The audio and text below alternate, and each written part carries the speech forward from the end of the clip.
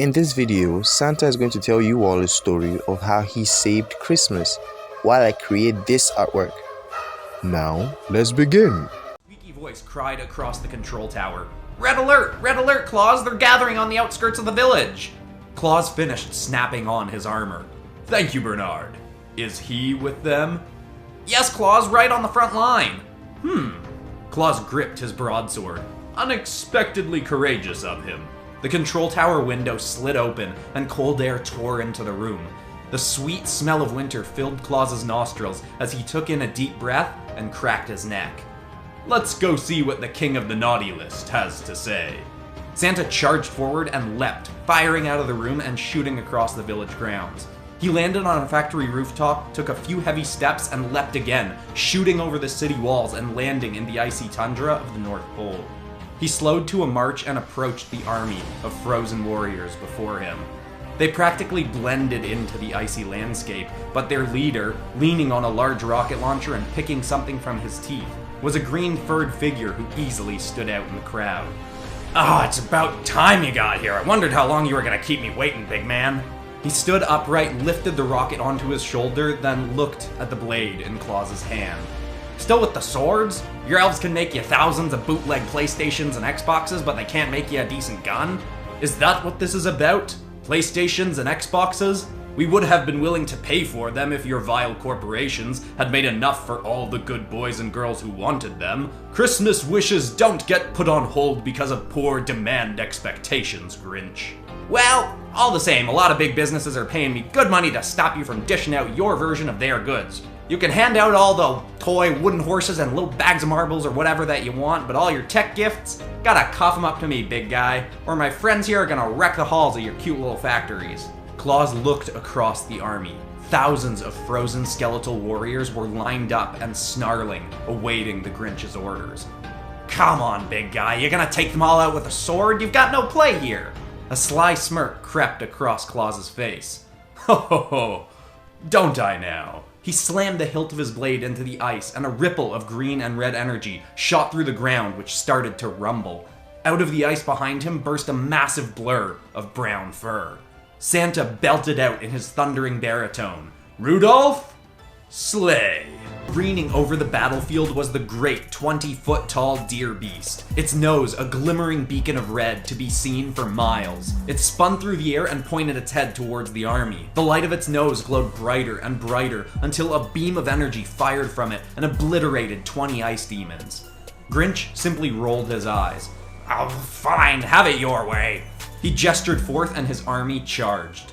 Grinch backed away into the horde. Claus tried to get to him, but the swarm was too much. Blade in hand, he spun around, eviscerating a wave of foes, then tapped a communicator in his ear. Bernard, send in the elves.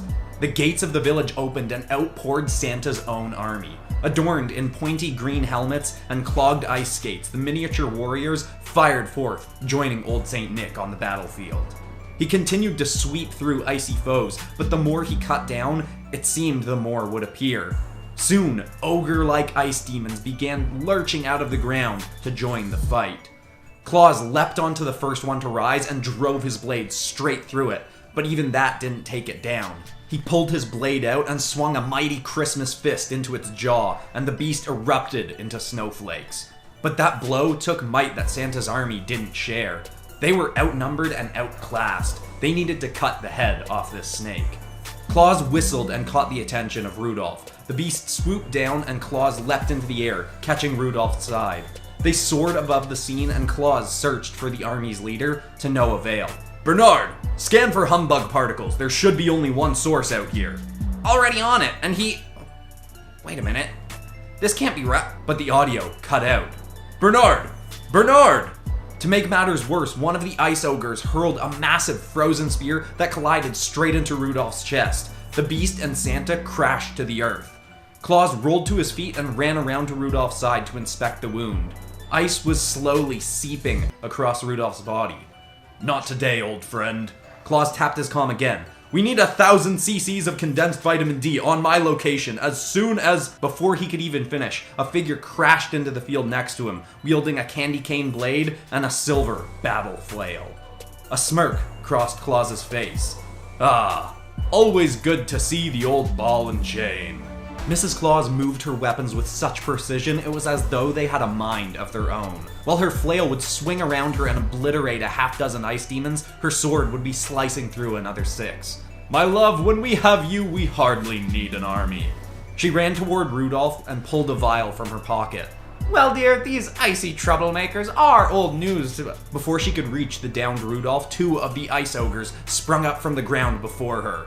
Actually, dearie, these ones are new, but not a problem. The first hammered its fists towards her, but she rolled to the side and stabbed her sword straight down, nailing its arm to the ice. Before the other could take a swing, she whipped her spike ball into its stomach. Its head lurched down in reaction. She pulled the flail back again, whipped it straight up, and obliterated the beast's head. She pulled her blade from the other's arm and whipped the flail, knocking its legs from under it. It fell to the ground, and with a triumphant leap, Mrs. Claus swung her blade straight down through the middle of the beast, cutting it clean in half. She gingerly walked through the halves of the ogre and once more drew her vial. She tilted Rudolph's massive head back and poured the liquid inside. He'll be fine, but he'll need time to heal. I'll protect him here, dear. Now you go find that furry green oaf. Claus nodded. He charged back toward the village. He leapt over the walls and buildings as fast as he could. He landed on the roof of the control tower and was ready to jump inside when a steel object smashed against the back of his head. He rolled across the roof. Even when he stopped, his brain felt like it was still spinning. He tried to shake it off as he pushed to his feet to face his foe. The Grinch hovered at the edge of the roof in a sickly green battle armor. I bet you wish you had more than a sword now, huh, big guy? Claus shook himself off the best he could and charged towards the Grinch. What have you done to Bernard? Claus leapt at his foe, who shot up out of the way, aimed a massive fist down, and fired a beam of green lightning at Claus, sending him rocketing towards the snowy earth. Don't relax, he's just taking a little power nap while I finish my work. Now let's see, which of these buildings do you keep the goods in, huh? Claus smashed to the ground, but he was braced this time. He rolled out of it and charged after the Grinch again. He leapt onto a close roof, then fired up at the green meanie. This time, Grinch didn't dodge. He caught Claus by the neck. Santa swung his blade, but Grinch caught his arm as well. Grinch slammed his helmet into Santa's cherry red nose, further dizzying Father Christmas. Don't you get it, big guy? You're outdated! He flew Santa straight down and drilled it into the ground. He cocked back a fist and slammed it into Claus's head. He was barely keeping conscious. You want to keep up these days? You're gonna have to make some new toys for yourself, not just for the bratty little kiddos. Grinch flew up again and took aim at the tech factory. Through hazing vision, Claus swung back his sword and hurled it with his remaining might at the Grinch. It spiraled through the air and slashed straight through one of Grinch's rocket boots, and continued on, jabbing straight into the side of the tech factory wall. Oh, come on! Grinch spiraled through the air and slammed into a building, then down to the cobbled snowy streets. Grumbling, he rolled over and pointed his rocket-mounted arm at the factory ahead. Alright, big man, it's time for me to make some noise. He launched a rocket straight for the factory. Santa forced himself up and pulled back one of his gloves, revealing a watch with a big red button on it. He waited until exactly the right moment, then pressed it. His sword suddenly shot out of the factory wall and flew straight towards Claus. The blade sliced through the rocket and it erupted before reaching the factory. Grinch's mouth shot open as the sword continued past him straight into Claus's grip. Just because I like old toys doesn't mean I haven't embraced new ones, Grinch. Claus detained the Grinch and deactivated his tech that was controlling the frozen army. And with that, the battle was won.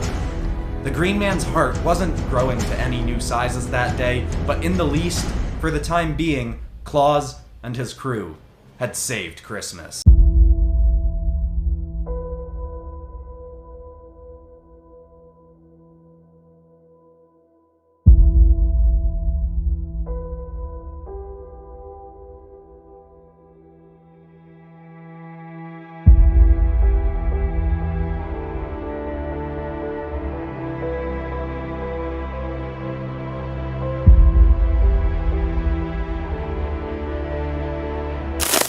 And that's how Santa saved Christmas.